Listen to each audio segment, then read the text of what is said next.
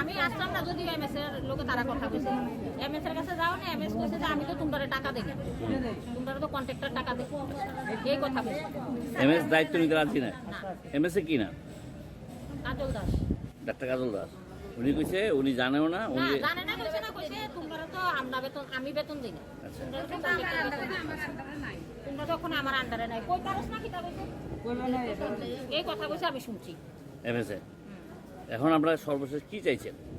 আমরা চাইছি কন্ট্রাক্টর আমরা লোক কথা কই কন্ট্রাক্টর কি কই আমরা শুনছি মানে আমরা যে বকেয়া টাকাটা রয়েছে সেই টাকাটা আমরা দিতে হইব আর প্রতি মাসে আপনাদের টাকা দিতে হবে মাসে আমরা 10 তারিখে টাকা দিতে হইব মালিকের লোক কথা কই আমরা কাজ দিলাম তাহলে কাজ করবেন নাহলে কাজ করতে হবে কি হয়েছে আজকে আমরা কেন কাজ থেকে মানে কাজ না করে এখানে বই রয়েছেন কেন আমরা এদিকে কাজ না করে আজকে বই রয়েছি কারণ এর দূরই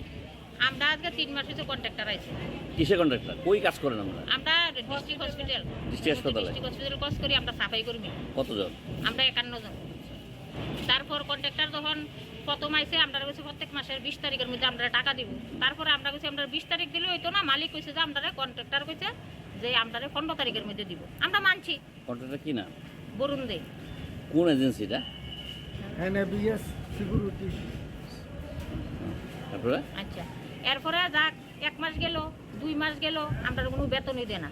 এই মাসের মধ্যে আমরা যখন কইতাছি যে আমরা যদি বেতন 2 মাসের না পাই আমরা কাজই করতাম না আমরা ফেরে খুদা আমরা কাজই তো করি এসব কাজ করি আমরা সংসার চালানোর লেগে আমরা সংসার চলে না তারপরে মালিক কইছে যে এই মাসের 9-10 তারিখ আমরা 2 মাসের বেতন একলগে দিয়ে দিব দিছে না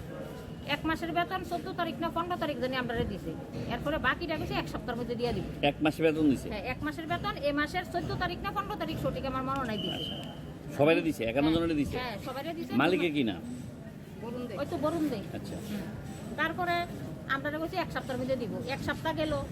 এরপরে দিল না এরপরে সোমবারে দিব ঈদও দিল না কালকা ঢুকনের কথা আসলে এও ঢুকছে না তারপরে বাইক দিয়ে আমরা এই জায়গাটা বইতে বাইক তাইলে আমরা ওখানে অনেকে কইছে যেমন কইছে যে তোমরা কাজ করো মালিক কালকা বিকালের মধ্যে তোমরা টাকা দিবে হ্যাঁ তারপরে এখন কি মালিক আইছে না মালিক আইছে না কত করে দেয় আপনার মাসিক আমরা মাসে 6,500 টাকা কতদিন ধরে আপনারা কাজ করেন আমরা কাজ করি তো হসপিটাল চালু হয়েছে তখন তখন আমরা 28 জন আসলাম এই কন্ট্রাক্টর আইয়া বাকি তারা রয়েছে 51 জন আচ্ছা এখন আমরা যে ধর্নায় বসেন কাজ না করে এখন তো হাসপাতালে কিছু ব্যাঘাত সৃষ্টি হইতে হ্যাঁ আমরা এটা বুঝতে আছি কষ্টটা আমারও আছে যখন আমরা ওখানে কাজ না করি আমরা পরে শিফটে কাজ করতাম তো আমরা তো প্রচন্ড পরিশ্রম হইব এক শিফটের মানুষ হইতো না আমরা সবাই থেকে কাজ করতে হইব মূল বিষয়টা কি আমরা ধর্না বসার মূল কারণটা কি মূল কারণ হইছে আমরা শুধু বেতন কয় মাস ধরে বেতন পান না ওই তো 3 মাস ধরে আর 3 মাস হয়ে আসার 1 মাসের বেতন দিছে ওখানে 3 মাস আমরা একটাই দাবি প্রত্যেক মাসে 5 তারিখের মধ্যে আমরা বেতন যাতে দেয় এর লিগে আমরা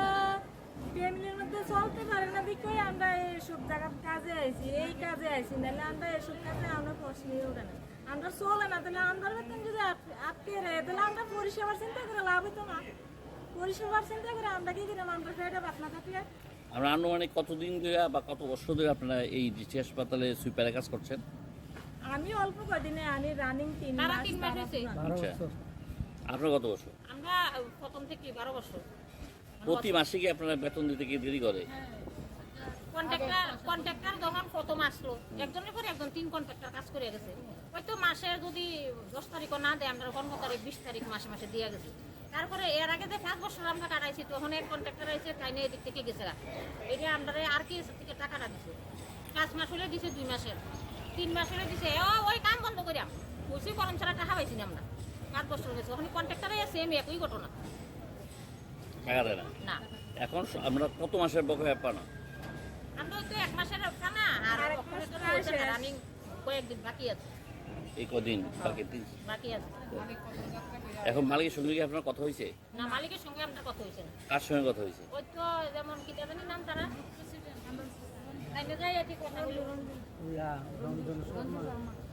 তা কি মালিক পক্ষ কি কইছে মালিক কইছে মালিকে তার কাছে ফোন করে গেছে কালকে বিকালের মধ্যে আমরা টাকা দিব এই আমরা ওখানে কাজ চালাই নিতাম আমরা বলছি না মালিক আমরা লোক কথা কো তাইনার কথা আমরা বিশ্বাস করি না মালিক ওখানে ভিতরে আমরা টাকা ঢোকা আমরা ওখানে জায়গা তো দেব অ্যাকাউন্টে টাকা দেব হাসপাতাল কর্তৃপক্ষ কি কেউ আপনার সঙ্গে কথা হয়েছে এখনো পর্যন্ত কর্তৃপক্ষ কেউ হয়েছে না এমএস এসে এমএস কোনো কথা হয় না? কালকে কথা বলছি আমি সঙ্গে কেটে আমি জানি না কেটে কথা বলছি তো